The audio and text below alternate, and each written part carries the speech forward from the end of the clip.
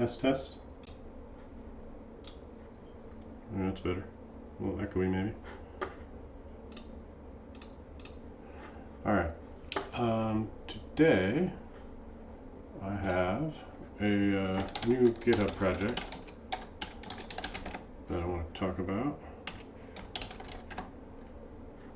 and it's over here. It's Ardalis.extensions right here, and it's gotten a bunch of pull requests in the last week or so. And meanwhile, I'll just reinstall Chatty because why not? Hey, you heard me. All right, mdev83, thank you. Thanks for the follow. So hang on one sec while I install some software.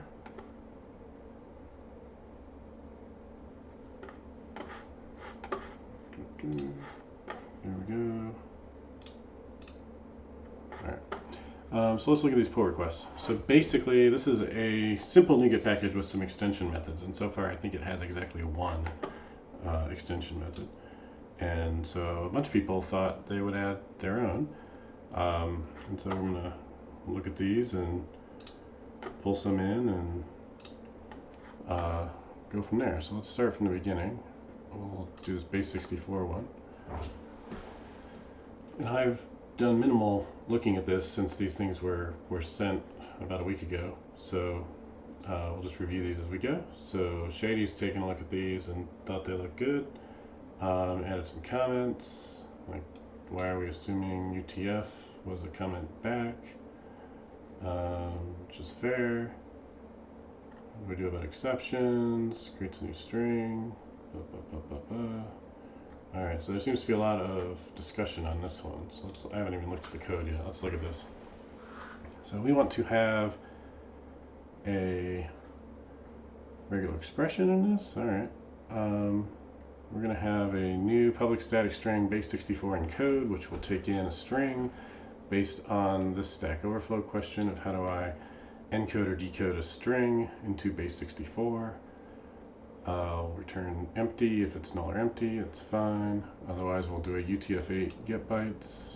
Why to UTF-8? That's a good question. Also being used in decode, that's fine. Convert can result in an exception. Should we just let that happen? Maybe. I mean, it would have happened anyway if they'd done the code themselves. Alright, so probably we want to take in a separate method for the encoding, I would guess. But I can always fix that after the fact. Now, why do we have a regular expression? Is this checking to see if it is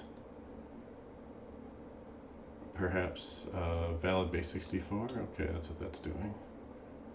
So, alright, and if it's not, then what would happen? Hopefully we throw an argument exception. There we go. Alright. Encoding, okay. We have some theory with only one thing here. That's fine. There's a hello world test and empty strings. Alright, and then 2, that's from and 2. Alright, so 2 expects it to go there and there. Alright, I'm going to say this is good enough for a first pass.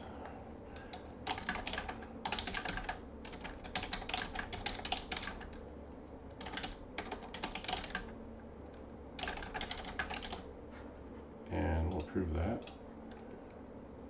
And go ahead and accept it. Now nobody should really be using this, hey Tony, how's it going? Nobody should really be using this package yet because it's still like version 0.1 or something. But I proved it. Did I merge it? I did merge it. Okay, that's what I thought. So that one's good. Now what should be happening now, I set up auto deploy here, so this should be merging this in and then publishing it. Did it do it already? What did you do? It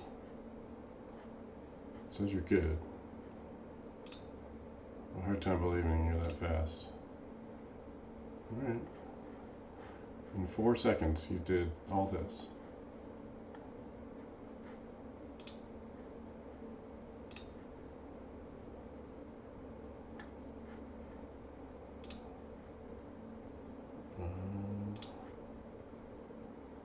changed the version, so you probably skipped that. All right. It seems suspect to me, but okay. Now let's add an issue. What is the plan for this? 2int. All right, that's fine. New issue.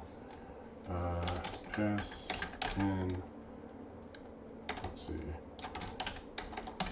Document UTF-8 default for base 64 encoding methods. Submit. And new issue. Provide a way to pass in the encoding for base 64 encode decode methods. So it's just hard coded to UTF-8. Submit. Alright. Now I should be able to get latest on this code and possibly work on that stuff we just did. So there's our code. So we don't need these hidden files to be showing up. We just have string extensions, and we have truncate, and we have 2int, and we have base 64, and we have decode base 64. And I really think, even though these are all string extensions, that they don't all have to be in the same file. So the first thing I'm going to do, I think, is restructure this so they're not in the same file. But I don't necessarily want to do that while I have PRs out there. So let's see, how many of these also touch string extension? That does. These are all gonna, these are all gonna hit string extensions. So I don't want to mess with that yet. But break up string extensions into multiple files to reduce size and merge conflicts. Submit. Alright, so that'll be another thing I want to do. Alright, so let's go just make sure all these tests actually run. My CI/CD should prove that they did. And that's good. And let's see if I can quickly fix the encoding. This is number 12. So let's look at this. If we have base 64 encode, and it takes in plain text, and it could take in, what is this? Encoding. It's an encoding. So encoding equals encoding.utf-8. That shouldn't change anything, should it?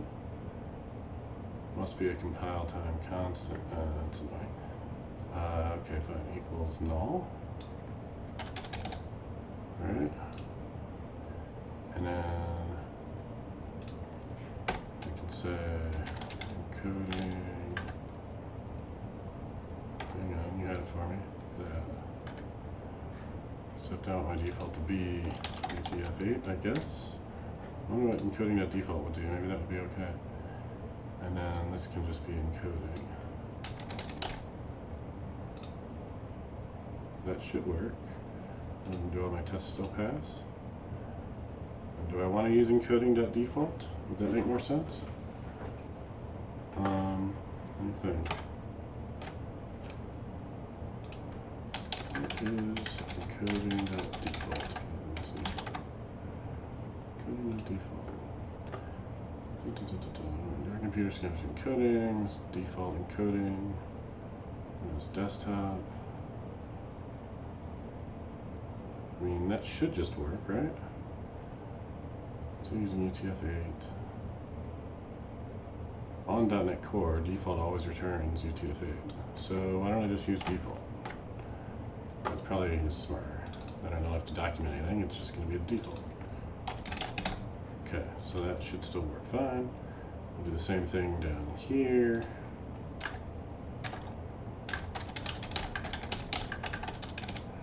Pass it in null if it's not there. I don't want to have to scroll to the right.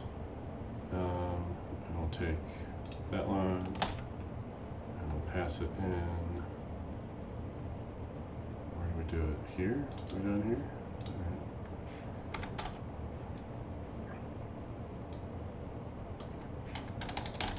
So we should get that. And that should work. Alright, and I should write some tests for that, but we'll just hold off on that. And we'll do Ardalis Disco 1, 2, 3, 4, 5. Hello. Ardalis whack default encoding. And we'll push my changes.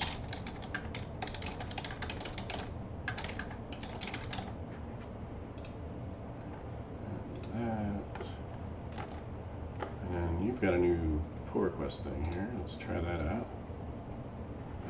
That's right. Alright, create that. And I don't have anything set up here for pull requests to have to use this. So let's do some branch protection.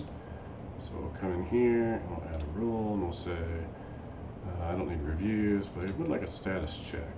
And status checks, I guess, should be up to date. And search for status checks. I don't have any. But okay. Great.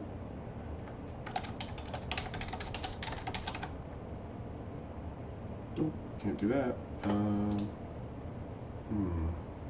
thought I would have some status checks. Search. Why do I have no status checks?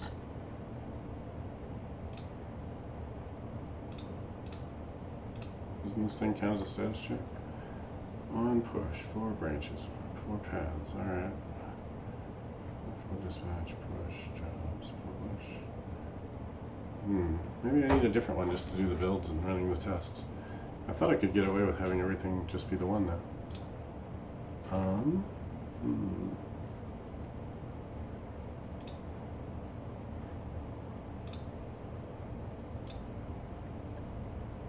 This doesn't mean I can run it from a different branch. How about that? Let's try it there.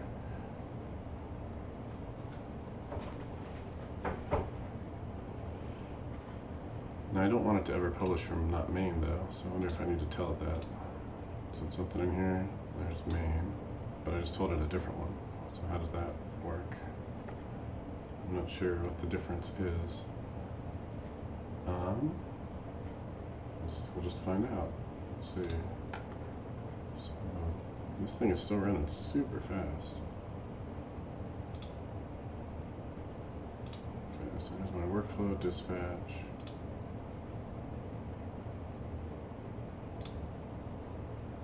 So you must not have to set up .NET because you already have it, because it took 6 seconds.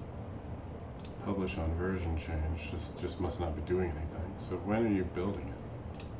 Let's go look at this thing a little more closely. You are not building it. That's why. We're just publishing it. Huh. Well, let's create another job then. I thought I had this set up like my other ones, but I guess not. Let's look at specification. And what do we have there for workflows? We have a build and a test that will build and test, right? No, it runs all those tests. I don't want to run those tests. Alright, let's try a different one. Guard clauses. That one's pretty simple. Okay. No. Where's your actions? Alright. GitHub. Workflows. That's what I want. Workflows. Build. I guess build. Okay, so on pull requests to these things, alright, let's just do this. So we'll just copy this whole thing. And at some point I might get rid of this, but for now, we'll just add a new file. So we'll edit. And add a file, create a new file. Build. And what's the other one called? Build.yaml. So just build.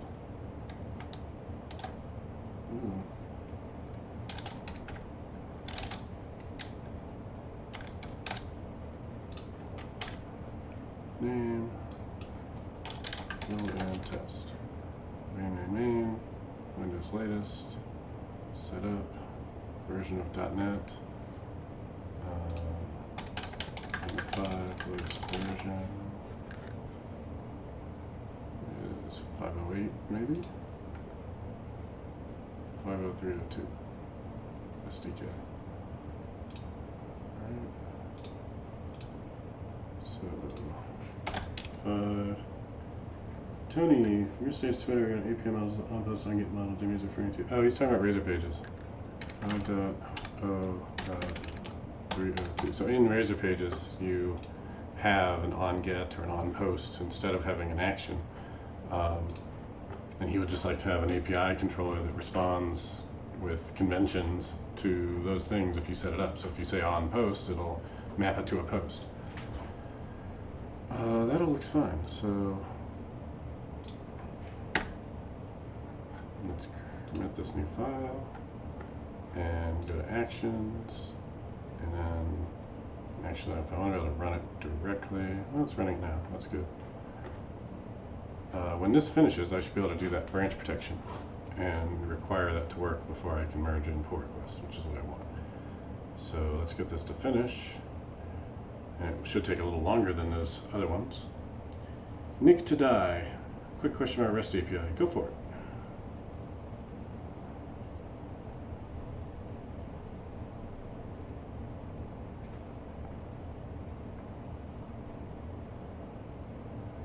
We can actually watch this while it's running.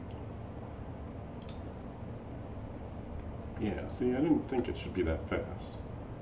And look, you failed. You failed because apparently I'm on .NET 6. What? Alright, fine. Do I need to be on .NET 6? Let me see. Thought I changed this thing back. Standard 2.0, .NET 6, no 5. Let's make making tests use .NET 5.0 for now. Commit. I already merged this thing in now, didn't I? That's alright. I'll just merge it again. Push. Okay. And we should be able to go back here and say pull requests. So I'll make a new pull request, and I want to do it from this one. Can I do it right? Yeah. And all I did is that. We already merged it. Now what are you going to do? Able to merge. There we go. Merge. Alright, when doing business logic, should I return some kind of result, property true or false, object, or throw an exception, catch it, and global exception middleware? Hey, Freestyle Coder, thanks for the raid. This time we're going to delete the branch, and this time we're going to get off of this branch here, and go back to main, and sync, and get everything back. Alright. Nick to die, you're talking about a REST API, but all your questions are not REST related. You're asking about returning a result, presumably from your service, because your REST API is probably not going to return a result. And throwing exceptions, that should all happen on the server too. That shouldn't be something that the client sees. So it seems like you have two different questions. The first question is, how do I structure the services that are running on the server that my APIs wrap and call and communicate with? And then if they have exceptions, what should I do about it? And then the second question that was implied by the question that you wanted to ask about a REST API is that what should my API expose? What should my web or REST API expose over the web to the client? And those are two different things. So I like to use result abstractions from my services. In fact, I like it so much I have a project on that. Ardalis result. And so if you return these result types, here's some examples of what you have if you don't have result types and you just return a customer. Then what do you do if there's a problem? What do you do if the customer's not found or whatever? So you can wrap that in a result type that will give you, additional information. And then you can, well, let's just look at the sample on here because that's easiest. You go to the sample and look at the sample web app, actually the sample core. Here's a service, here's a person service, and the person service tries to create a person, and it returns a person. It's basically like a factory method, but it has a bunch of rules to it, like validation. So, if it's not valid, then it returns a result of person dot invalid with the set of errors. Otherwise, it returns the person with dot success, and here's the person that it created. And so this gives you a little more, a richer way of returning results from your services. Now, this is intentionally set up to map to HTTP result codes. So you can, without having to write any extra code, we come in here, we go look at the web project in the sample, and there is a, where is it? There's an attribute right here that will map, and this is commented out because it's actually part of the NuGet package right now, but it will map the result of the result type to an action result. And so if your result is an object, it's successful, then it will just return the value. If the result is not found, then we'll return controller.notfound. If it's invalid, we'll return invalid with all the model state. If it's okay, then we'll return okay result with the result. And so what that means is in your APIs here, like this weather forecast feature, for instance, it has this attribute on it that says translate result to action result. So you call this service and get the forecast, and forecast returns a result of IEnumerable of forecast. And so when you actually call this in Swagger or whatever, if you pass it in invalid values or not founds or whatever, you'll get the appropriate action result back.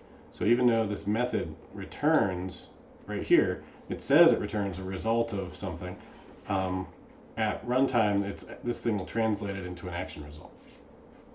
The other way you can do it is, so we just looked at it. No, this is the other one. The other way you can do it is I have an extension method. So you say .to action result. So now your action still returns an action result, but you have to say, .to action result on the result type, and that'll translate it for you. So those are some ways that you can do that translation between the service layer inside your server-side code and what actually gets sent over the wire as your REST API return type. What about exceptions? For exceptions, I generally want to use a global exception handler, and then in there I'll do my logging and I'll return some kind of a 500 result. I won't let exceptions that aren't server-side unexpected exceptions bubble all the way up. Generally anything that's like a validation problem or some other issue where it's maybe model validation type of failures, those I will send back a different response type rather than throwing an exception. And so you'll get something like a invalid request response. And that will let you know that something was invalid, something was out of range, something was duplicate, whatever the issue was, you'll fix it that way. You're welcome. Hopefully that helps. Okay, so that was a brief segue over there. Let's go figure out what's going on here. So in Ardalis extensions, when we tried to install this, it blew up because it was not .NET 6. So I went and I updated it so it's no longer .NET 6, which I believe I pushed, and there it is in main. It's .NET 5. And so if we go into my actions, if I had a workflow thing that would let me run this automatically, I do. This browse workflow. Okay. All right. I don't remember doing that, but let's run it. Let's just make sure that this works on the server from there. There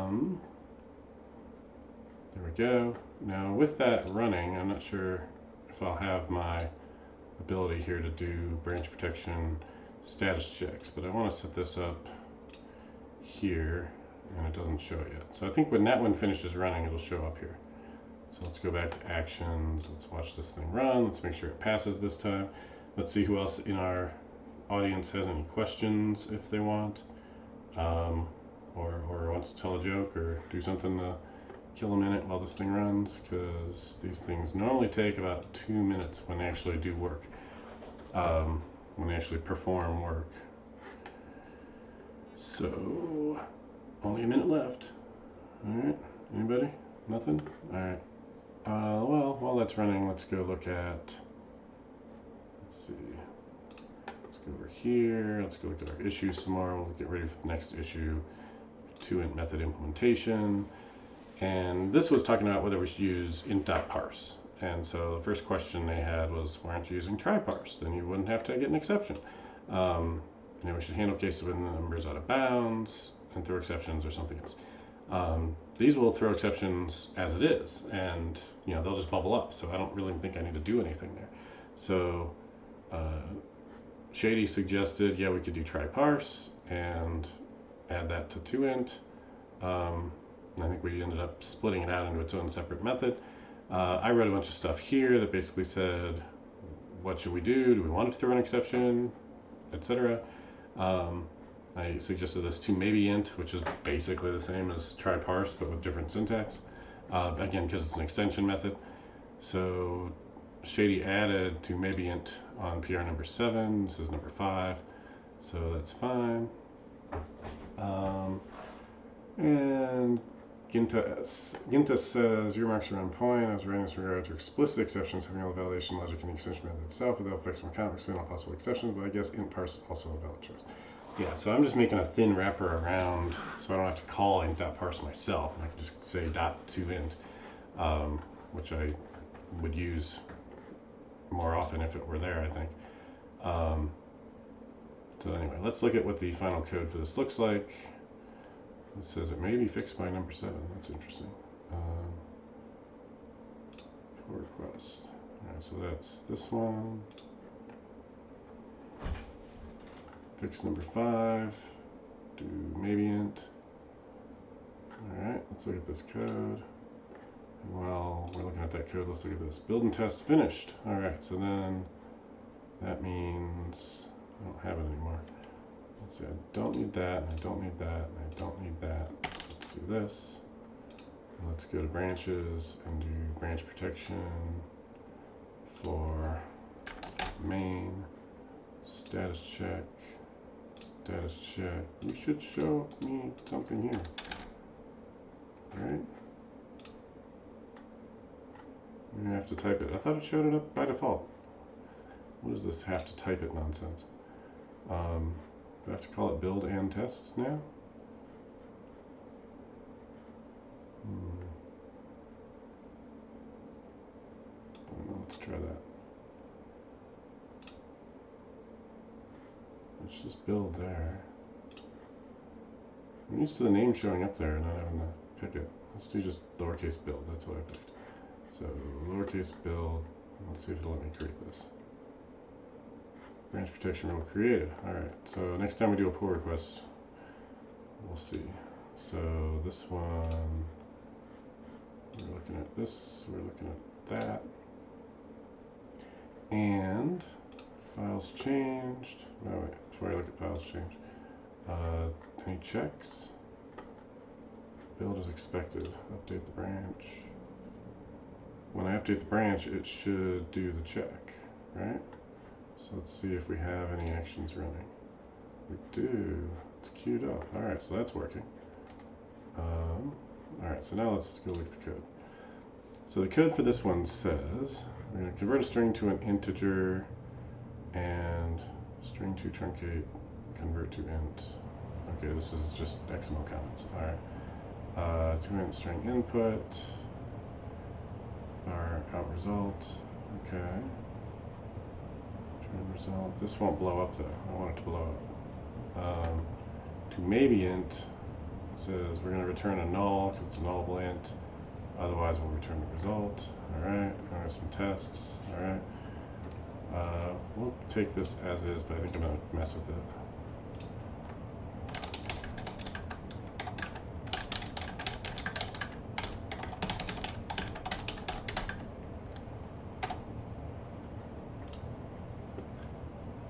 Okay, so we'll submit the review, and this thing is still running.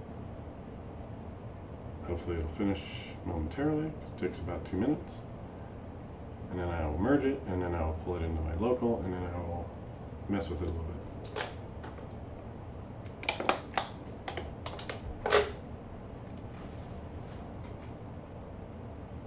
If any of you watching want to submit your favorite extension methods to this, feel free. I would rather they be in their own separate files cohesively. So if you have like 1 or 2 or 3 extension methods that kind of go together, maybe put them in one class with a name that matches, and probably a extensions suffix. Maybe I'll put that in a contribution guide somewhere. Look at that, it passed. All right, let's merge that, confirm the merge.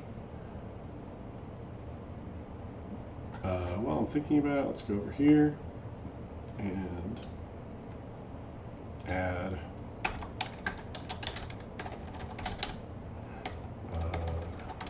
conventions, methods that go together or have common purpose should be placed into their own separate file, named accordingly. All files that have extension methods in them should have an extension suffix classes. Have extension methods and should have extension suffix.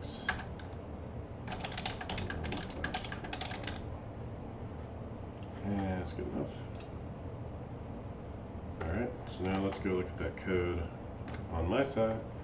Let's get rid of that. We might do a new version here in a second. But first, let's get latest. And we should have some more tests now.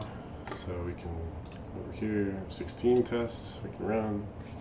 These should all pass, because the build already passed. Alright.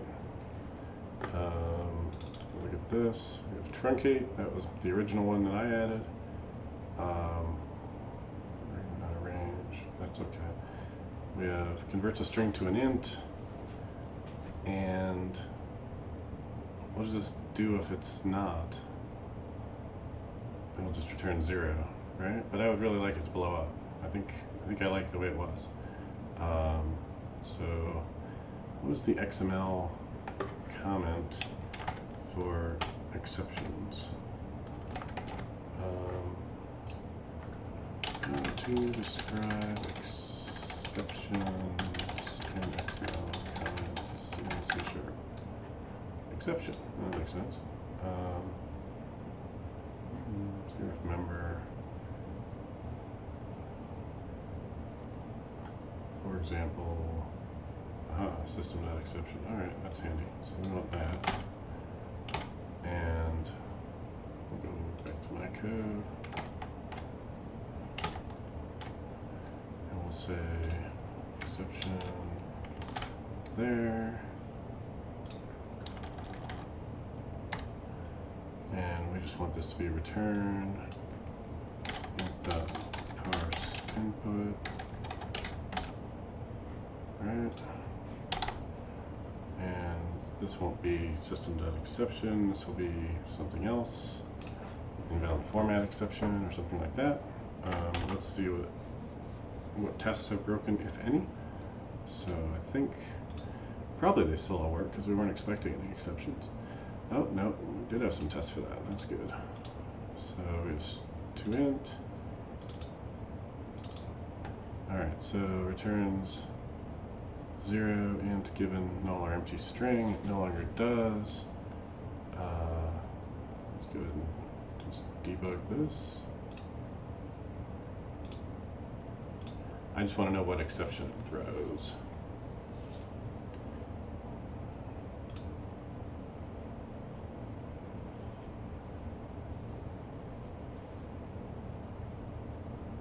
Did it stop? I guess it stopped.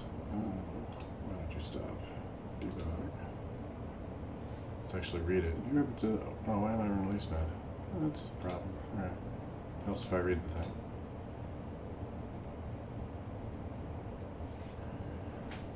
I don't need to be in release mode ever again. I just did that for when I published this thing myself the first time manually. Now that the CI/CD process does all the publishing, I don't have to worry about it. All right, so it might throw an argument null exception. That's good to know.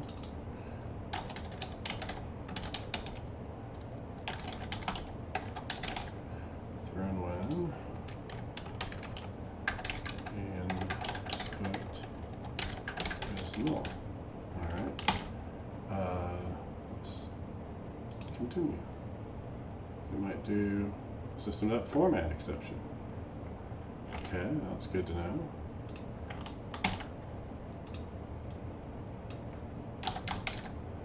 And when the input is not an integer string. Great. Okay. Let's go back to our tests. Let's stop debugging. I don't think I can do those two tests together anymore. So I think I need to say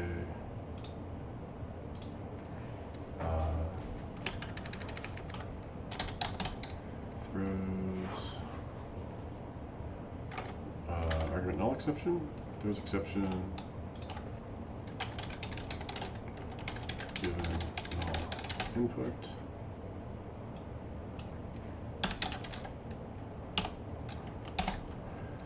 And so do that and say var action equals null dot toInt, and then we can say assert.throws argument null exception action. I want this to be string input. It's null input. Serve. Hello, how's it going? And what's the problem with this? Can I assign to implicitly to action equals? There we go. Alright. That whole thing, assuming it works, also throws exception given empty input. And then we'll run these. One of them should work, one of them should fail. Mission throw up 87, hi. We're just building some extension methods. That's supposed to be empty string. That's why it still passed. Run the test. This is supposed to be a format exception. Boom. Expected this, actually that, so.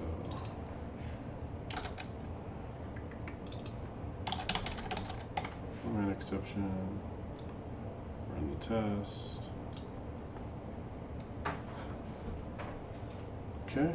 And this one I want to also change. So this should be throwing basically another one of these. Throws exception given input too big. Input equals that. And we're going to say format exception, but that's probably not right. And it's going to tell us format exception, but actually overflow exception. So, where'd you go?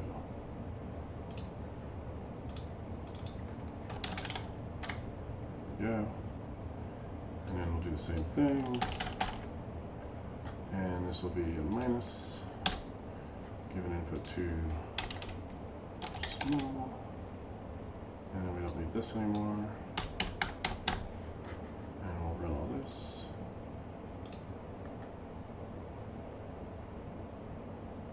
Boom, boom, boom, boom, boom. Alright, let's try everything. And we need to update our exceptions here to say overflow exception as well.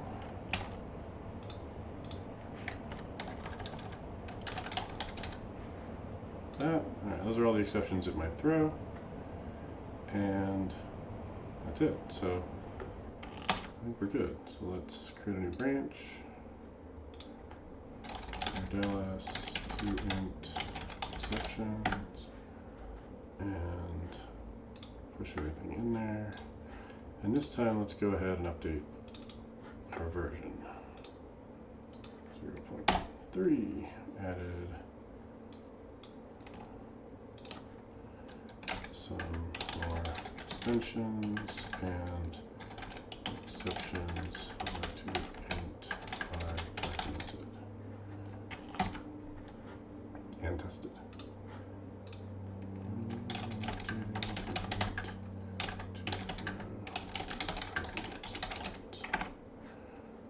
Push.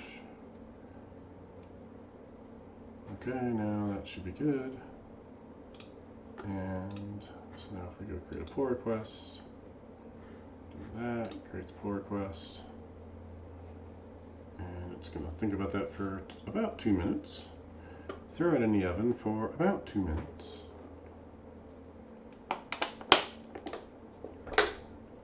Take it out when it dings. Let's see, what else we got? So issues, what is the plan? I should answer that. Document, that was me, I just did that. Find a way to pass in, I think I did that 35 minutes ago. We had a pull request that's now closed. Closed. 14. So I didn't reference my thing, I meant to. Fix it by number 14. Close. Other issues. Breakup. I did talked about that. Alright. So Gintus asked a week ago, what is the plan? Other people might add extension methods. That's true. Some of these methods people are adding are not foolproof. We may make sure they're resilient and does the job 100%. Okay. Some are lacking documentation. Yeah. Tests should be more rigorous. Sure. Changelog could be added. Yeah, I mean it has source control, but sure. Style analyzers to unify code style. Yes, I agree that would probably be good. I should probably add a editor config. Looks like you're constantly looking upward at your screen. Isn't that a bit uncomfortable? Yeah, it's not too bad. See, my eyes are right at the level of the camera, and the camera is between two screens. So if I look up a little bit, there's one screen. And if I look down a little bit, there's a really wide 55-inch or whatever crazy screen, one of those Samsung ultra wides. And then down here I've got like basically 3 screens that's broken up into. So there's one in the center, there's one in the left, and there's one in the right. So it's all right here. Sometimes if I'm typing and I want to look and I lean in, it's like I gotta look way up and you're like looking at my nose almost, but it's not too bad. And I'm standing, so I don't know if that helps, but it's a standing / treadmill desk, so it's not too bad. So let's just answer this real quick. I agree 100% that the method should be well documented, well tested, useful, and what else? Consistently styled. That's the goal. Contributions are welcome, and I will eventually make this a 1.0 release when I think it's good enough for public consumption. That's probably good enough. Comment, close. You're assuming the camera's on top of the screen. Yeah, if I had the camera below, I mean, I don't know, it's between, right? So if I mounted the only monitor way up high and had the camera under it and it was like, yeah, that would probably get old unless I had a recliner. But it's not too bad. Okay, so the worst is when I'm looking at the very top of the screen. So like when I'm trying to see these tabs up here, that's at the very top of the top monitor. So I do have to like look up a bit. So you'll see some of that. Let's see, I don't need that anymore. Don't need that anymore. Don't need that anymore. Don't think I need that anymore. So let's see, get rid of that. Come in here. Let's just go back to my pull request. My pull request there. It's got a green check. That means it built. That means I can merge it. So it will. Confirm the merge. And this didn't really fix any existing issue. Did it? I don't think I created an issue for that. Maybe I did. This was number 15. Delete the branch. Come back to issues. See if I did. No, I didn't. Okay, good. It's document UTF-8. That could just be some XML, right? So let's go in here. Let's go back to my string extensions. Encode the string base 64. Parameter string to encode. I need another param for the encoding, don't I? Yeah. So let's see. Is there a control dot that'll do that for me? Stack, change, wrap, unwrap. No. That's surprising. Let's do that, and that, and that, and this will be encoding. What's that called? Is it the byte level encoding? System text encoding. Let's call it that. System.text.encoding to use defaults to encoding.default. Right? So do that. And I don't want to be on that branch anymore, so I gotta remember to change it. Copy that param. Same thing goes here. Save it. Go back to main.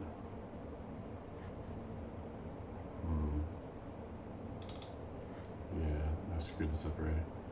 Stash. And then, how do I unstash? I never use stash. New branch, Ardalis, encoding. Anybody know how to unstash? Changes. Oh, it's still there. Alright, never mind. I'm good. So, add XML comments for encoding params. Commit. Push. That's it. That's the whole thing. Create. Do that. Fixes number.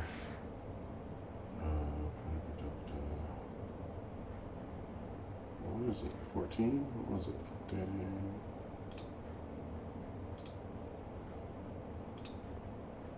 Document number 11. Why didn't that show up? Where's 11? Okay. Alright.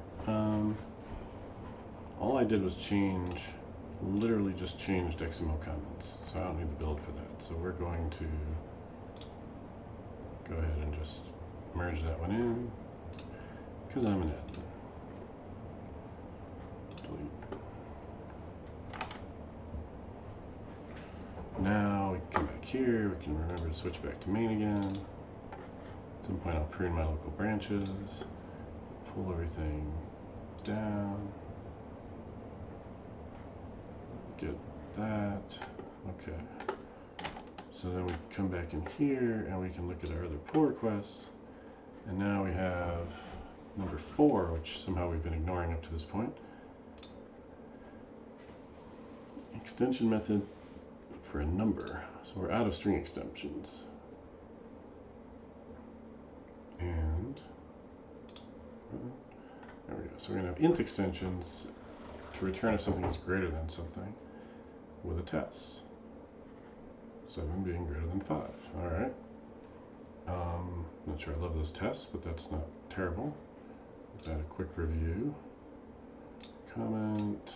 Could use a couple more tests perhaps, but otherwise this is fine. Submit. And update its branch. Shouldn't change anything. But it's got to wait for the check. We'll let that happen. Let's go look at other pull requests. Add JSON extensions. Alright, I'm assuming this is going to use system text JSON since that's built in now. So if we had some user model, we could convert it from JSON to a user model to JSON. Okay, I'll say a test. That sounds cool. However, I think you might have done it right where all the other stuff was, and this is why I want to have separate files. So resolve conflicts. We want both of these, I think. And is that the only one? Alright, that was easy. And then here, we no longer want it to be on 6. We want it to be on 5. Where's the ending of that? Weird. Mark that as resolved. Commit. Okay. Merge conflict was resolved. Let's look at this. Alright, so you're adding system text JSON package reference. Okay. System text JSON, JSON serializer, convert, deserialize, make it 5. Write some tests. Alright, that looks good. I'll take that. Tonks. There's that. Alright. We'll wait for that build to go. So now let's go back to the pull requests and add replace string method. Okay. What are the odds that this one has merge? Aha! Resolve conflicts. Who'd have thought that there would be conflicts to resolve here? That. Only one though. So mark, commit, I understand. Breaking other things now. And let's go look at the code. Replace old characters with new characters a certain number of times. Okay. Why would I need to do that? So old string, new string, regex. Now we're using regexes. Regexes dot escape the old string. Regex. There's no tests here. Oh, wait, there's tests. Hello everyone. Because we want to replace it 3 times. So we replace the letter E, but only 1, 2, 3 times. Okay. Sample, replace with that. Alright. I don't know how often I'm going to need something like that, but okay. At some point there's so many of these that they would start to get in the way, so I'm thinking about whether or not I would need this. In fact, I think I'm going to ask a comment. What are some scenarios in which this would be useful? Because I don't know if I want that one. Alright, anything done yet? Let's go back to pull requests. Hey, they're all done. Alright, so let's take this one and merge it and delete the branch. Why can't I delete the branch? Oh, because it's not my thing. Right, okay. Pull request. Let's try this one. You're going to tell me you're out of date now, right? You're out of date. Are there merge conflicts? No? Alright. Well, let's wait for this one. And may as well. No. The other one I don't care about because I'm going to wait for him to comment back. This JSON one I'm going to do something with in a second. I'm going to trust this one works. We'll just do it. It's already completed by itself. Okay, so now those are both in there. Which means I can pull them down locally here. And we'll just do a sync. And then I'll be ready to start refactoring this to break up the string extensions into different things. So first, let's make sure all our tests pass. We're up to 19, 7 of which are ignored. I'm not sure why we're not running 7 tests. Oh, it's just because I haven't run them before, that's all. They're new. There we go. So now everything passes. Okay, so let's look at int exception. So we have check if a number is greater than another number, is greater than. Alright, I can see how that might be duplicated. Let's call this int comparison extensions and clean it up a little bit. And if we go this one and we'll say int comparison extensions is greater than inline data int number to compare 7 is greater than 5 and 2 is greater than 1. And we'll just say 1 is greater than minus 1. That should be good enough. Get rid of that. Save it. Run all the tests. Rename the file. Int comparison. Comparison extensions. Alright, then we may as well do it as less than while we're here. Right, is less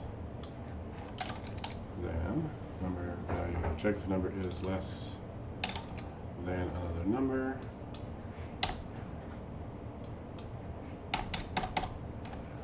Number to compare, value to compare with a number.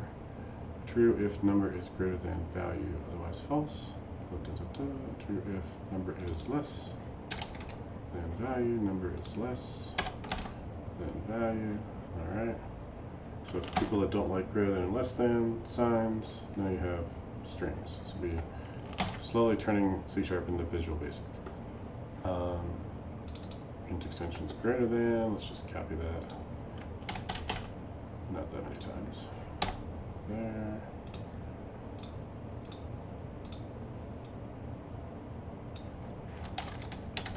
Less than, and this is less than, and this is less than, and this should be 4 is less than 5, 0 is less than 1, minus 1 is less than 1, is less than, I don't like this name at all, returns true given larger number. Is less than returns true given larger number. Is less than. Okay. Run tests. Did someone say DDD? Yeah. SM-Cal 2009. It got published end of May, and then I published another one on C# generics in early June because they were both due at about the same time. All right, so. Extension returns true. I like that name better. Let's go back over here and say returns true given smaller number. Okay. Everything should pass. Alright, so let's go create a branch. Branch. Ardalis. Int compare. And cleaned up, greater than, added, less than. Push that. Can't wait to watch. Oh, you're welcome. Hope you enjoy it. I put a ton of time and effort into the sample app for it, and it's all updated for .NET 5, and there's Docker support and all kinds of stuff. Totally over-engineered for a stupid 4-hour course demo app, but hopefully people will pull it down and actually use it and extend it and have it be a way to increase their learning, because that's the intent, and it'll do more if you actually play with it than if you just watch it. Alright, so that's good. So we have another pull request that has a green check. So, but this one I'm not sure about. Can I label this somehow? Invalid, won't fix. Yeah, I don't know.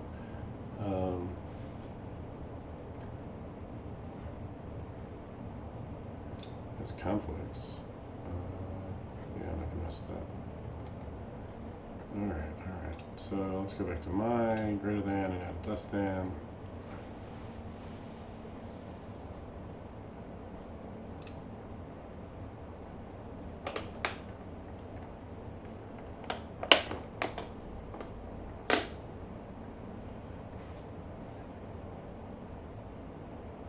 The actual build and test should take very little time, but more than 0 time. So, wait for it.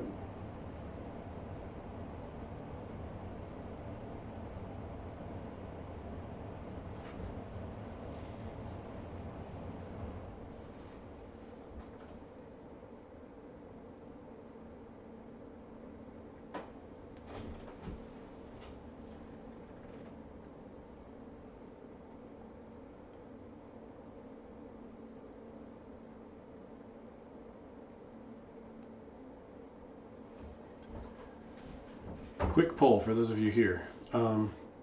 Would you want to have in NuGet a Ardalis.extensions package that has all kinds of random extension methods on things? Or would you be more interested in separate NuGet packages that are for a particular type, like string extensions, int extensions, or maybe numeric extensions, etc.?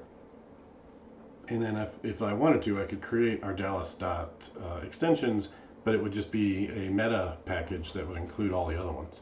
So if you wanted everything, you could still get everything with one package, but if you didn't need everything and you just wanted to get one thing, you could just grab the one you wanted.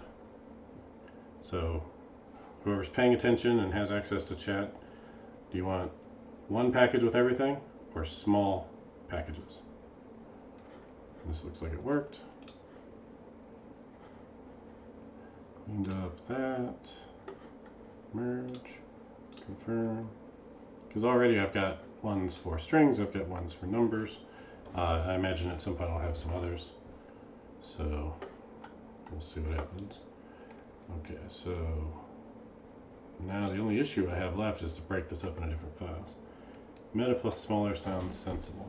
Okay, that's where I'm leaning, but it is a bit more work to set up, especially right now when I don't have very many. But it's a future problem that I think I want to have a plan for. So we'll see. Right now there's just this. There's a way to get a NuGet badge. Is it on NuGet.org? I don't think it is. Let me go find Ardalis. NuGet badge, NuGet badge. Alright. Downloads. Ooh, I can get downloads too. So I can grab these two things, NuGet and downloads. Copy that, come back over to here, here. Only one person wants to give me their opinion. Serve underscore underscore. You're gonna have like the hugest power of voting ever because you're the only one saying anything.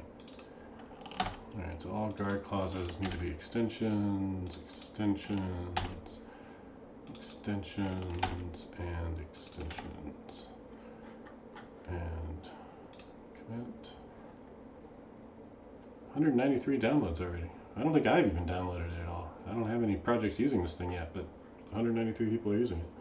Interesting. Probably make some more white space in between those, huh? So that can go there. Commit. I agree. Alright, 2 votes for smaller packages. Let's see. Roadmap. For now, as I gather different useful extensions, there is a single Ardalis.extensions package available on NuGet. Once there are more than a few, I will most likely break up the extensions into separate individual NuGet packages. For example, Ardalis.string extensions, maybe? And then the original Ardalis extensions would become a meta package that would pull in all of the smaller, separate, smaller packages. Alright, so I know this is the URL right there that I want. And what would I call them? Would they be string extensions? Or would they be Ardalis.extensions.string extensions? Strings? I don't know. That's a question. Alright, so now let's go back to code. Let's pull in the latest on main, back to main, git pull, everything's updated. Now I want to break up string extensions, I think. So probably we'll want folders at some point. So I don't need the license to be looking at me all the time. Get out of there. String extensions. I could have a folder called strings, and then in there I can have different string extensions. Let's see. For now, let's do string manipulation. Okay, so manipulating would be like truncating. Okay, and then we'll do another one down here. String to string numeric conversion extensions, which will be those. And then for another one, string encoding. And that'll be base 64 and JSON. Where'd JSON go? I don't think I merged that one yet. Ooh, I don't want to do this till I merge that one. Well, you know what? I'll just see. No, I'm gonna undo all this. I gotta get that one in here first. So let's go. Do I still have that JSON one? Where'd it go? Code.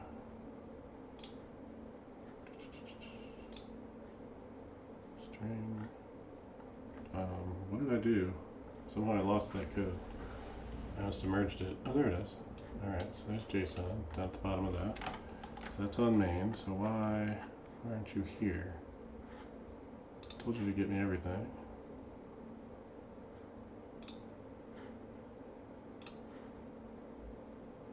No changes. On main. I don't believe you. Okay, here you go. You decided to delete all that. Why? Copy that. And string encoding exceptions. That's where I want it. Right back. Okay. Let's see. Pull in the using statement. I like the ladder since they would line up alphabetically. You're talking about my README. I don't remember which one the ladder was. I think it was dot string. So Ardalis extensions dot string. Should be fine.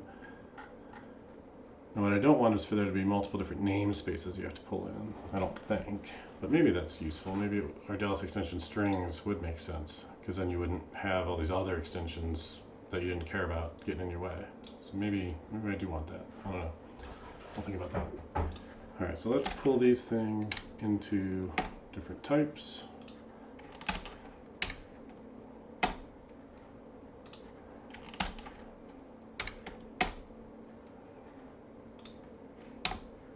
And string encoding, string manipulation, string numeric. Alright, looks good.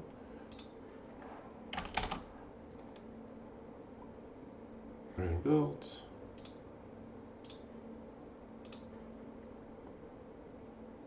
Ooh, 2int blows up. What'd I do? Somehow I lost my old code, probably from mergifying. Alright. So I just need to go back to... No, wait. It's the numeric conversion that changed. Somehow this went back to the really old code. But all I did was say int.parse input, so that's easy enough to manually add, but I also added in all those XML comments I want to keep. So where were those? Let's just go find them in my history. Git history. Git history is pretty cool, by the way, folks. Let's see. Here they are. We'll just steal those. With Git history, you can use your arrow keys, and you can jump around between and see all the changes that happen. So I can see exactly where Here's where I added that, and then here's where I accidentally got rid of it. So when I added XML comments to something else, it was in a different branch and it broke that. So this encoding comment should still be there in the latest, and it is. All right, but I've got now this one, and when I merged main into main, I overwrote main because I'm an idiot. So let's do this. Oh, that didn't work. Let's do this like this. That's better. Okay. Now, hopefully everything works. And I do. Excellent. So I'm still on main, so let's just, no, let's do a branch. Branch, new branch, Ardalis, break up string extensions, do that, break up string extensions into separate classes, commit that, push that, pull request that, create the pull request, and we're good. Alright, so now this will be 2 minutes while we wait for that. Git history, by the way, is take any GitHub URL and where it says com, replace it with githistory.xyz. You can also get it if you want it to show up in your code like I have here. Go find a file like this file here, and you see opening Git history. That's a Chrome extension. So you can do a Git history Chrome extension. You'll see that. All right. So break this up. That is number 13, which I forgot to reference. Break up. Fixes number 13. Comment. And wait for the build. Wait for the build.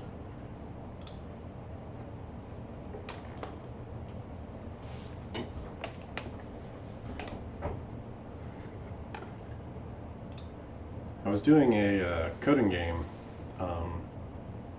Clash of Code thing this morning on DevBetter with some of my students, and the one of the things I wanted to easily be able to grab the rightmost couple of characters from a really long numeric string, and it's kind of annoying to have to write it because you have to do, like if we look at the Stack Overflow of this. How do I get the last however many characters from a string? And in C# it's code like this, which is kind of annoying. If you know your string is at least a length of 4, you can make it a little smaller without having to check, but it's still rather annoying. And what should it return if if it has fewer than 4 characters? Should it just return whatever it gets? That's probably what I would want it to do. I don't want it to blow up, typically, but I think something like this might be, oh look, I didn't even see this before. Something like this might be useful, right? This string extension for get last characters. And so this will, if tail length is greater than source length, it just returns whatever's in the source. That sounds right. Otherwise, give me just that. A substring of source minus, is that going to be the last? I'm not sure that's right. Get last for, what do you call it, tail, last, oh yeah, that's a good point. Or call it right. I was thinking I would call it right because that's what Visual Basic does. So something like that. But this looks like something I might want. So maybe we'll add that next. Alright, so let's pull this out of the way. I think C#8 has new syntax. Yeah? Loca? What does syntax 8 have that helps with string manipulation? So I don't need this up anymore. Get rid of that. And I can get rid of that. And I can get rid of that. And probably that. Look at that. Alright, just green, it's green. String extensions, broke it up, separate classes, merge, confirm. Delete. Alright, now I want to prune my local branches. Is there a way to do that when I say here to first, let's go back to main. So now I'm back on main. Now we say that. Why are you changed?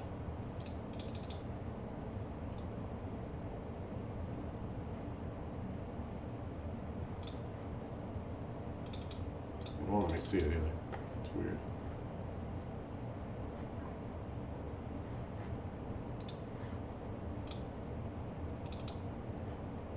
Disposed object. What? That is strange. Oh, C# 8 has ranges. That's true, it does. But to get the last 4 characters, what would that look like? This is basically what I was looking at already. Python, simple, and C# 8. Oh, there you go. C# 8 is pretty easy. Okay. So you can index into, start from the last, grab me the last 4, ... That's kind of cool. I like that. So I haven't played with that enough. It's not muscle memory yet. So maybe I do something like .write that uses this older code, but in the XML comments, even I could suggest the other syntax. That could be helpful. All right. So what does Visual Studio do in here? Let's try and reload my project. Maybe that will help. Is there a way to do that? Reload, reload, reload. Let's see, reload. Reload this project? Thought reloading was a thing. Unload. There we go. Parameters incorrect. You are just insane, Visual Studio. That's what I get for using a pre-release. Let's just kill Visual Studio and open it again. Ardalis extensions. Coding Garden raid. Alright, nice. 198 raiders from Coding Garden. Sweet. Welcome, welcome. All you code gardeners.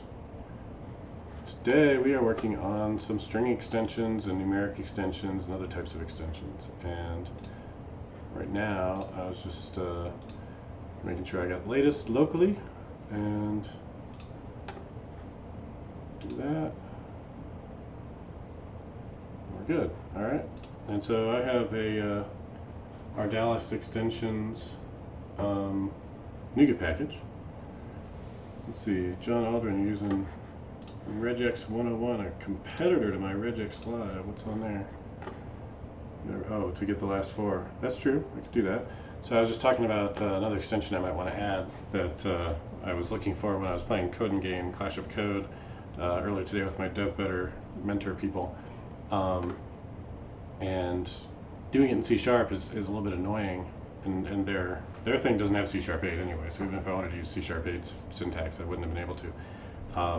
But you know, a handy extension method for just grabbing the last n characters of a string could be useful in C#, so I was thinking about adding it.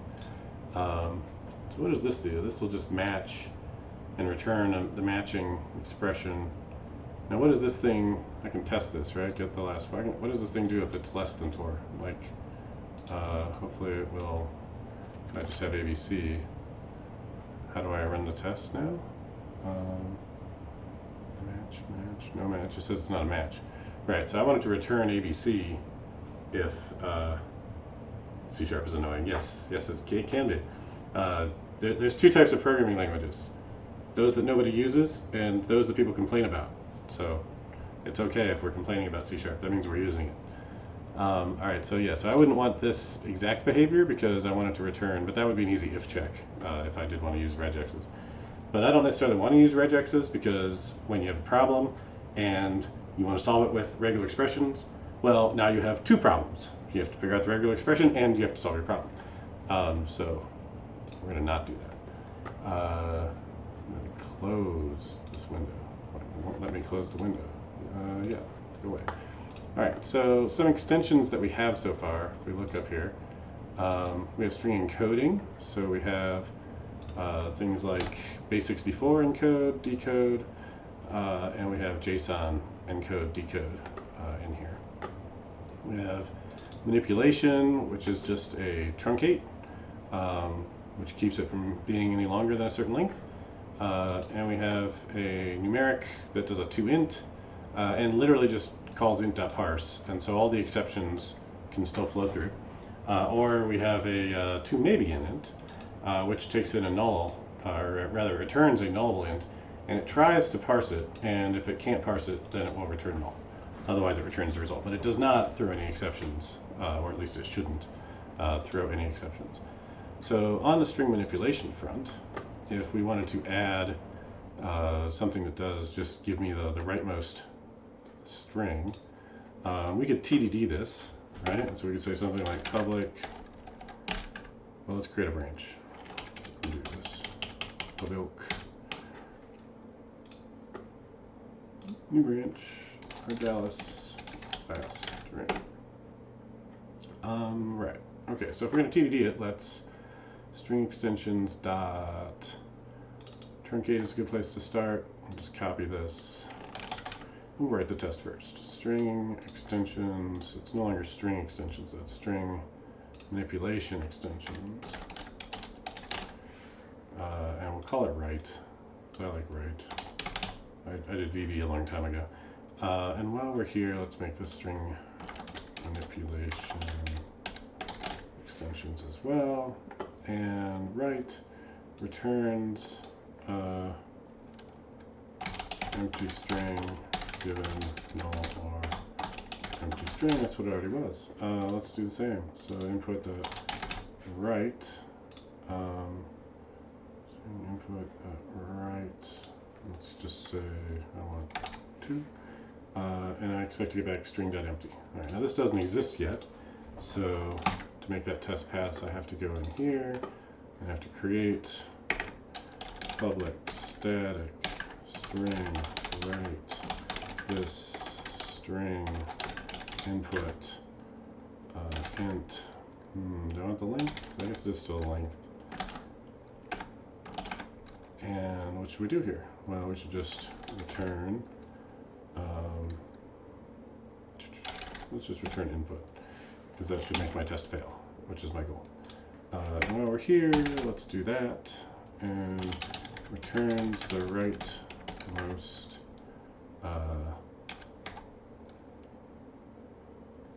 n characters, where length is n, returns the full string if it is less than n characters null. That's what it should do. Alright, this we want to pass our first test, which is over here to, no, that's not it. String manipulation extensions, this one. So let's put this class in its own file so I can find it easier. Hey, good night, serve __. You would need length validation, right, for the regex, which I'm okay with skipping. All right, so let's run this test. It should fail, I think. Might pass for one of them, but not the other. I put in null. Oh yeah, null's gonna, okay. Interesting, if result is null, it worked. I'm surprised.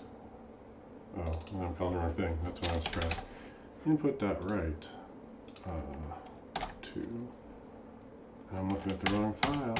That's the problem. I hate it when I do that. Whenever I tell it to create this thing, back when I used resharper, if I said extract this into its own file, resharper would extract it into a file and then open the file, right? C# extracts it into its own file and then just tosses it somewhere and you have to go find it, which always bites me. So okay, so here's the actual one we're trying to test. And so if we come in here, and we want control dot to work, but it's not. All right, now we get failing tests. That's what we expect. One pass, one fail. Okay, good.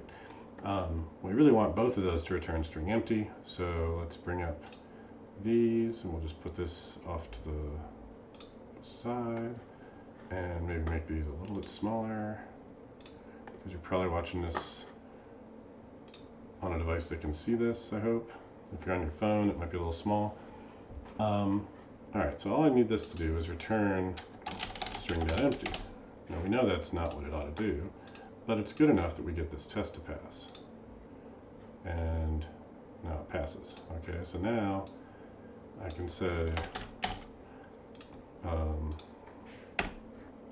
returns given string if length less equal provided length. Let's say if input length less equal provided length. Alright, so this will be string input and int length, and we'll say input equals a, length can be, we'll just, if input length is less equal provided length, we'll just set provided length to be 5. Okay, so int characters to return equals 5. Length of string to return equals 5. Okay, result is input.write length of characters to return, assert equal. We want it to be exactly the same as the input. Input, no, result. Input would not work. Okay, so we want A, and on down the line. All those should work.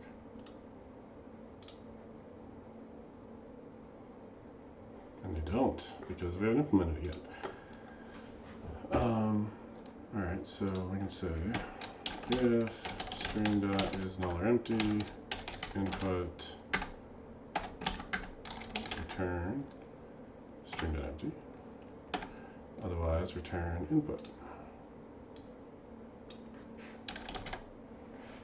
And that should be good.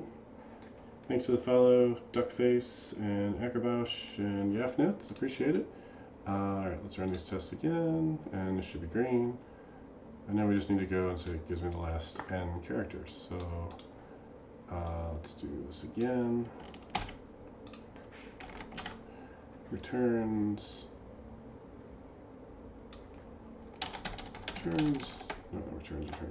last 5 characters given length 5 and longer string. And so we want to have 1, 2, 3, 4, 5, 6, 7, 8, 9, 0, and this should be 6, 7, 8, 9, 0, expecting to be that, and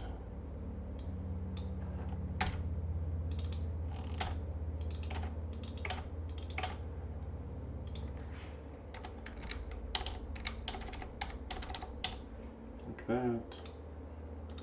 Is that going to work?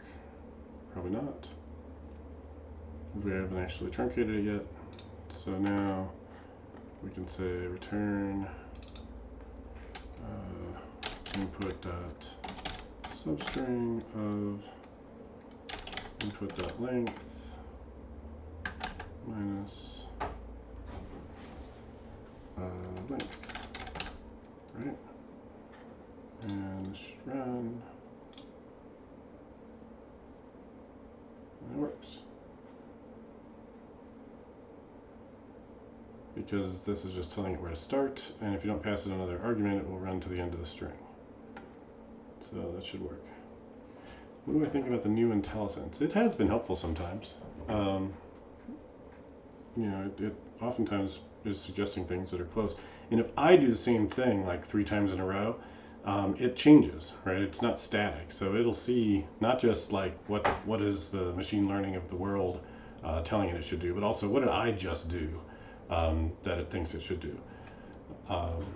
And it's pretty smart. So it can do stuff like, you know, if I come up here and I say public string first name get, like, notice get set, so there's all that.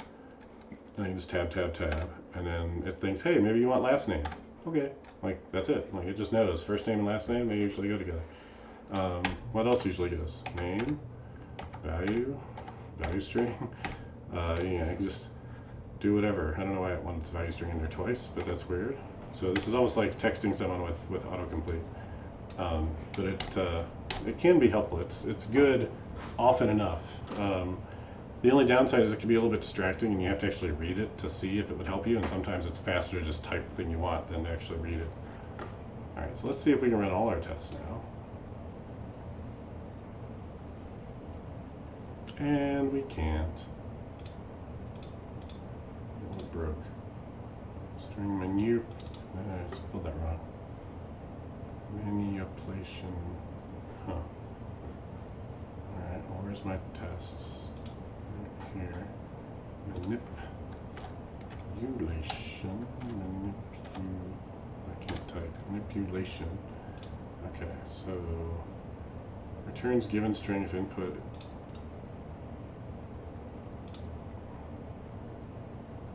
Please fail now, because I broke it. Alright, so over here, input substring, what are you telling me? You're telling me that 1 passed, 4 failed. Alright, the 4 that failed are probably the shorter ones. And if I say length minus length, I'm going to get something that's less than 0. And that's because I need to check to see if string length, right, so we have to say if input.length less equal length return input. And I don't need extra parens. Let's try that.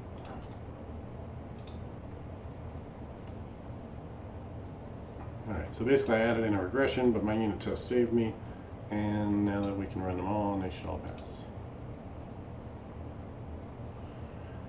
Cool.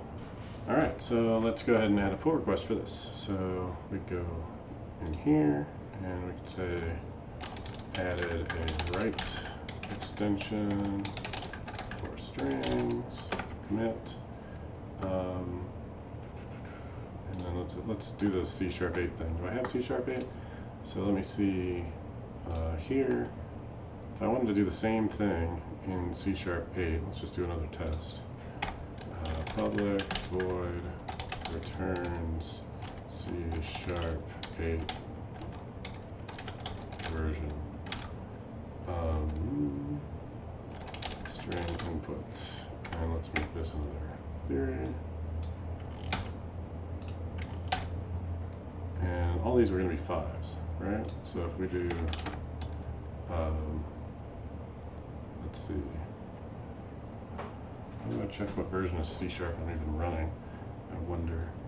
Let's do input sub 5 last 5 dot. That's it. So I want to say assert dot equal expected that got input dot write 5. Right? Okay, so then let's run this. It gave me IntelliSense, so I think it's got the C# syntax, and that's all good. So then I can take all these, I did that already, I can take all these and throw them in there too, along with these two, and we'll see if we have feature parity now with whatever C#8 would do. I'm not sure what it does with null. I wonder if it's going to blow up with null. And lo and behold, we get 6 passed and 6 failed. So it doesn't like to do the way I want it to work. It probably wants to throw exceptions more. So if we see here, start index can't be less than 0. Right, okay, so I want this to be a little more forgiving and null reference exceptions on that one. Okay, so but 5 A's was okay. 4 or fewer A's was not okay.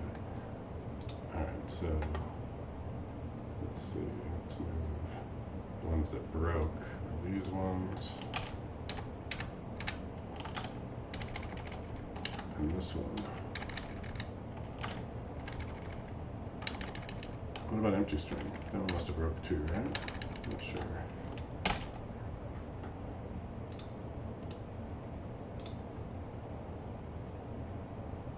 It said 6 failed. Yeah, so empty string must have failed too.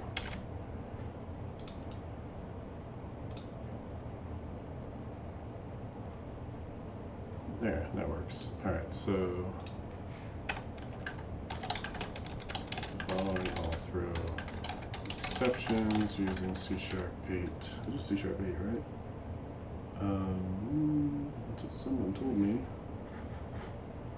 it was in, yeah, that's C#8. Alright, using C#8 syntax.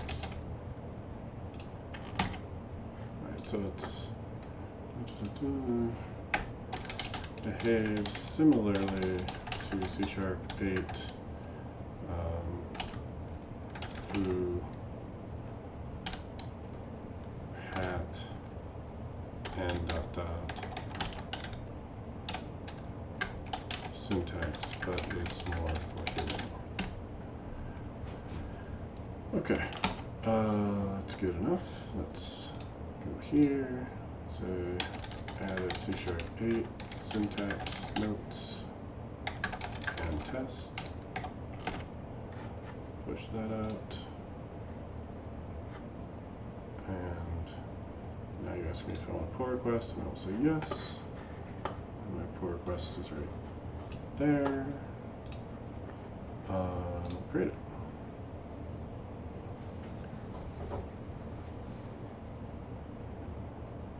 Alright, so this will take about 2 minutes for this to build, for those of you that just joined with the raid. If you guys have any questions or anything, feel free. The thing that I'm working on here is just meant to be a utility library that you could put on NuGet. It's actually already on NuGet, and have some various extension methods. I had a quick poll. I only got 3 votes with my folks I had earlier, so I'll ask it again. If I take this package and I throw it in NuGet like this, nope, like, well, wait for it, like this, go to NuGet. Alright, would you rather have Ardalis.extensions as a package that has a whole like junk drawer full of extensions for various things, and they're all added because it's all under the Ardalis.extensions namespace? Or would you rather have Ardalis.extensions.strings, Ardalis.extensions.numeric types, or whatever? And then you can pick and choose which ones you want to pull in, and also which namespaces you'd want to have those extension methods from. I am leaning toward the latter, which you can probably tell because of the way I'm setting up the question. But let me know if you feel like commenting in the comments. Just say, I want one big package, or I want lots of small packages, or small packages. Smaller typed. String manipulation extension write. String that is null empty condition could just be a null check. Really? Because why? Because the empty is going to do what it's supposed to do anyway, I guess? Yeah, that's true. And if it's null, I just return string that empty. So that's fair. I don't know, that won't change the behavior any. I don't know if there's any performance. Malachi wants just extension. Oh, I didn't mention one other thing. Let me tell Malachi and Eamon, you guys both voted for full. The other thing is I would still keep the full one, but it would be a meta package, meaning it would be a container of all the other packages. So if you want all of it, you could just say, give me Ardalis.extensions. That won't go away. But you could also just take the smaller ones. So given the fact that the choice isn't really a choice, and you can have your cake and eat it too, I really suspect most people would pick, give me the big one and the small ones, even though it means more work for me. So Malachi and Eamon 342, does that change your votes? I'd be surprised if it doesn't. But who am I to say? Alright, so that should have chewed up enough time that I can now come back here, get rid of that, and go find my pull request. And there it is. It's good to go, everything checked out, so we can merge it, confirm the merge, and delete that. Okay, so go back to my code, and get back on main. All right, anybody have an extension that they want to have? What is the benefit of smaller packages?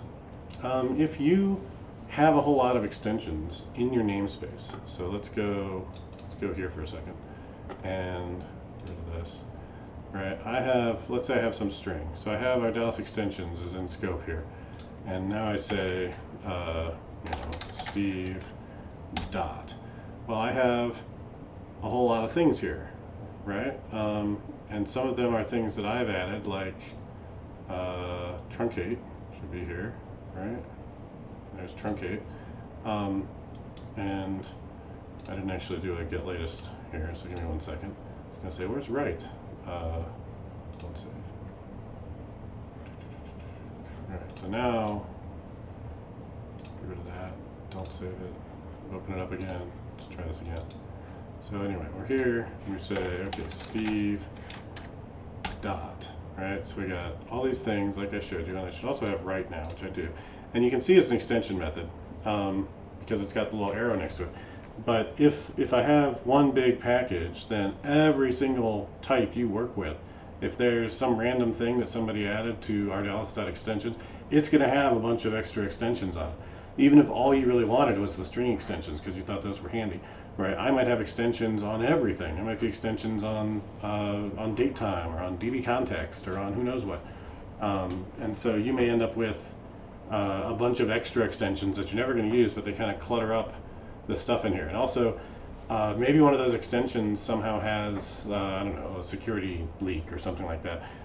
It's now in your software. So if you're not calling it, there probably wouldn't be any way for it to impact you negatively, other than just kind of getting in the way when you look at IntelliSense. But it could potentially, have issues. It's more attack surface area, if you will. So that's the main thing, is that you can pick and choose which ones you want. And it's unlikely in a small focused class that you're going to need a lot of different extensions of different types. So, I could see all the string ones maybe being under just string extensions as a namespace. I'm still on the fence about that, but maybe there needs to be a way to split that up. Malachi is asking that. Optimist is smaller. Sebastian says nothing I need. Anybody can pitch some ideas. Yeah. If you guys have ideas, feel free to just throw them on here as issues, or pull requests if you'd rather. So here's the URL. There. So read only, reverse. So Malachi's on board now because of the IntelliSense pollution. That's probably the biggest issue, the biggest reason why you would care. And the other thing is, like, I don't have to reinvent the wheel here. There are other people that have done libraries of extensions. So, I mean, the main reason why I even created this was just so I would be able to have the ones that I use the most in a handy place. And it's just a surprise to me that I had a bunch of community involvement already. But if you search here for extensions, you're going to see Microsoft has a whole bunch, and we'll just ignore those because they're basically part of the framework. But if we get past the framework ones and see what community ones there are, there's Serolog, which has 98 million downloads. I don't think I'm going to get there. But then you have this one here just called extensions. Like, I don't even know what that is, but it's got 168,000 downloads. Let's pull that one up just for a sec, see what's in there. So does it have, it's got one version from 2013. All right, so I probably wouldn't rely on this one these days, so we'll skip that one. What else do we have? Most of these are pretty specific. Poly's got their own set of extensions. There's got to be some other community ones that are just random extensions. More Link's got a bunch of stuff. So if you look at this one enhances Link with a whole bunch of additional methods that you might find useful. And so it's got a lot of downloads. It hasn't been updated since 2019 though, I'm surprised. What else we got? Well, you can see Microsoft definitely has lots of different extensions. There is no like just Microsoft extensions that would have like literally hundreds of methods in it. So they are showing that it's probably a good idea to have them, you know, be somewhat focused.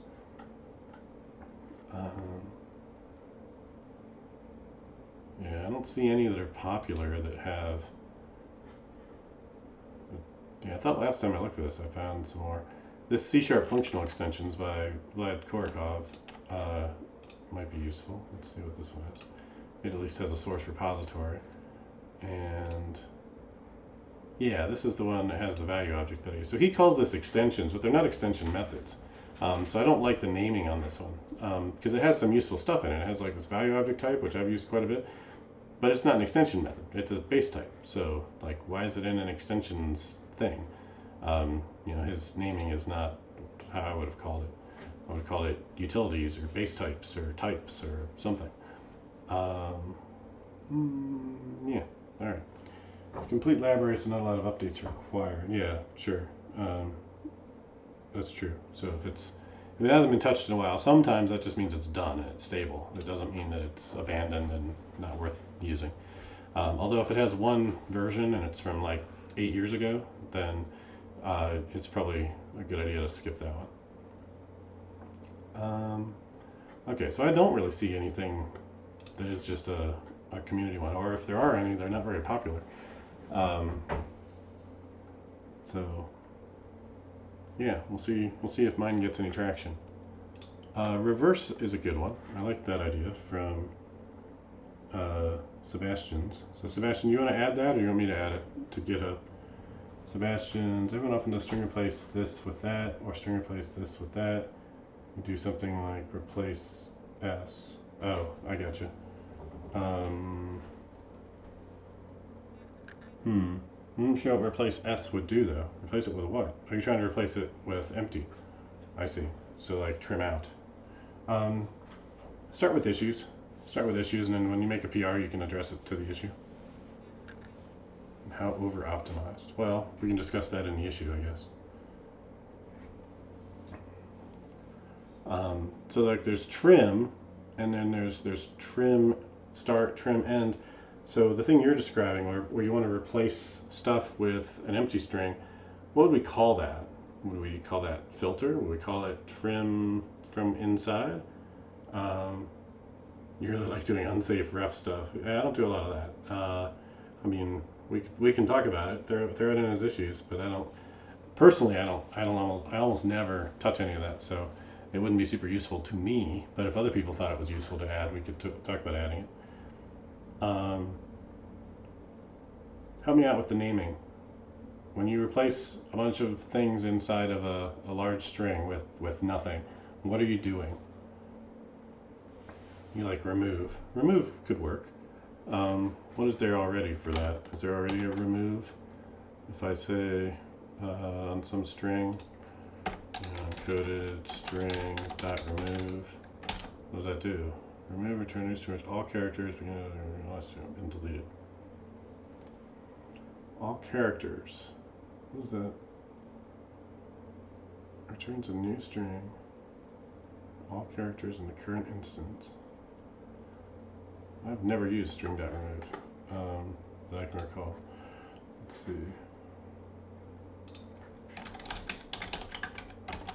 But it occurred to me that it existed. Let's just see an example of this. It sounds like it just chops off the end of the string. So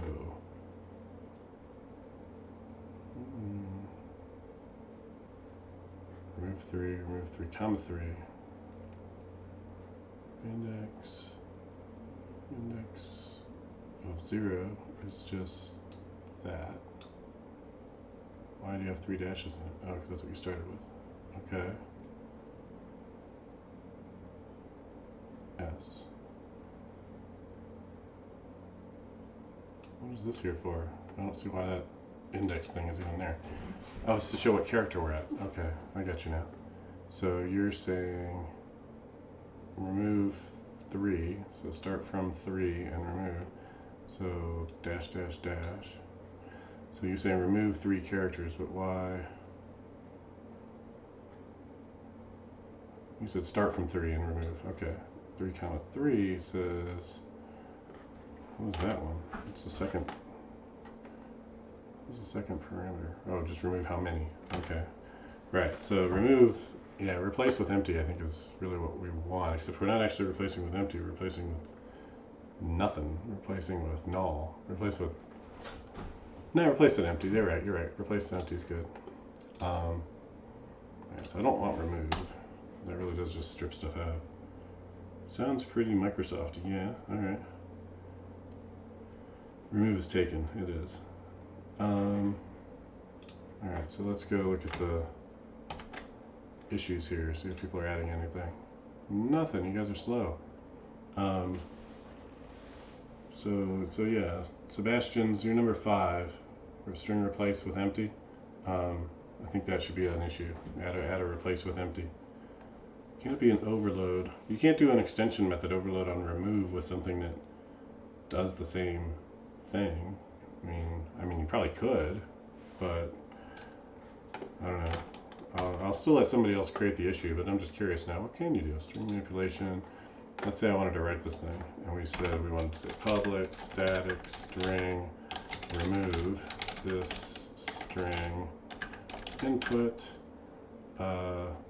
string substring to remove, and we say return input dot replace substring to remove, should be a G,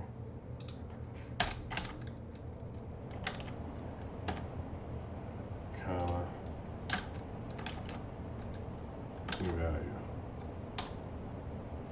Right? So does that build? Yeah. So I mean, we could just overload remove, but should we? I don't think we should. I think replace with empty would be better, right? And this should be replace with empty. Then it's very obvious what it's doing. But yeah, I could see that being something that happens fairly frequently. And given that that was that trivial, maybe I'll just write it up real quick. Why not? Replaces all instances of a string in another string with input the string to modify, the string to replace, and may as well make this say string empty. Right? Okay, so then replace with empty, Ardalis, replace with empty, and hopefully one of you will have an issue that I can match up my PR against with this. We'll save that, and we'll go over here. That's too long. Go over here, string manipulation extensions.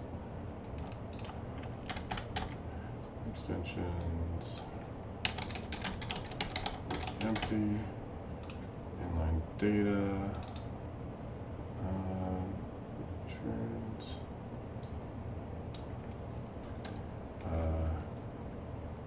input string if string to remove does not exist. So input string to remove, say string to remove is A, BBB, BC, E, okay, string to remove. Okay, by result equals input dot replace with empty string to remove, like that, and assert dot equal result input? No, input result.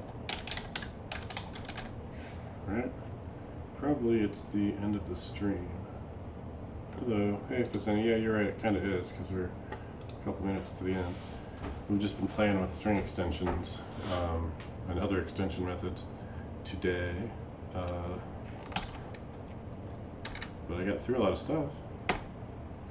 Move that to here, and what else should we do? Well, what should it do if the initial string is null? It should just return it, probably, which I'm guessing the string replace would do anyway. Well, null will probably throw a null reference exception, and that's okay. Let's see. Let's run these tests. You lost so much today. What else should it do? Returns input string without substring otherwise, right? So let's do ABC with A. I don't know if I can do this with an inline data. I guess I have to do the expected here, BC, right? So string expected result. Let's see.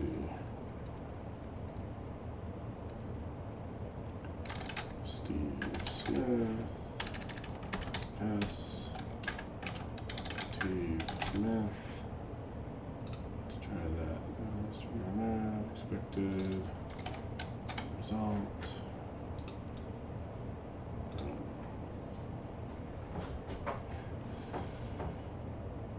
It works. All right. I think that's good. I don't think I have anything else I really need to mess with. So let's commit this. So we added a replace with empty, commit, and push. And while we're here, let me see. We're going to wrap my stream up in just a second, but I want to know. Somebody added string reverse, but nobody added the replace with empty. So somebody add a replace with empty real quick. Just so it's not me. And I will, I mean, it could be me. If you're not quick, I'm going to do it. I'm going to come in here and put that there. And say we refactored string extensions, added, replace with empty, probably some other stuff. What else did we add? Extensions, truncate, maybe base64. I had a JSON too. I think that was since the last one. JSON, version, methods. I think that's good enough. Alright, so we're going to push this, update, you get to version 0.4.0. Push that. Can you assign me the issue? String manipulation extensions, write.cs. Many up. Oh, I saw that wrong? Thanks. String yeah, that one. Okay. I fixed it here, but not here. Thank you.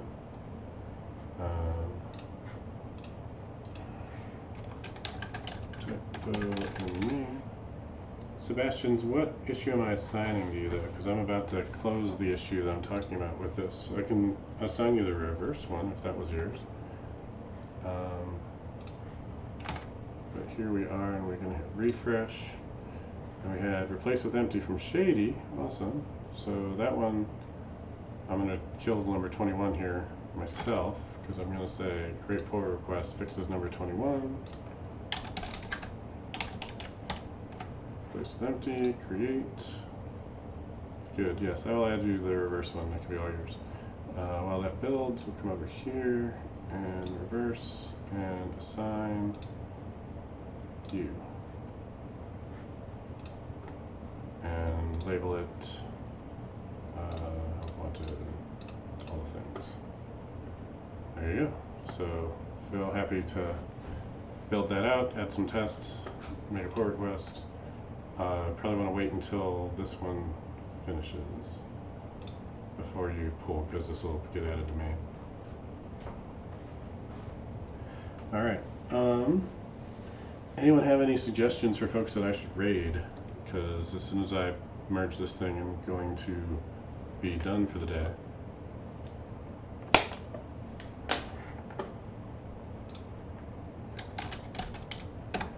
livecoders.dev, which always starts with the sound. Oh, there's sound off. That's good. So here's who's on livecoders at 5 o'clock Eastern Time on a Friday. There's Spherus. I'd love to see what they're working on, but all it wants to show me is ads. That's annoying. I hope this is an ad.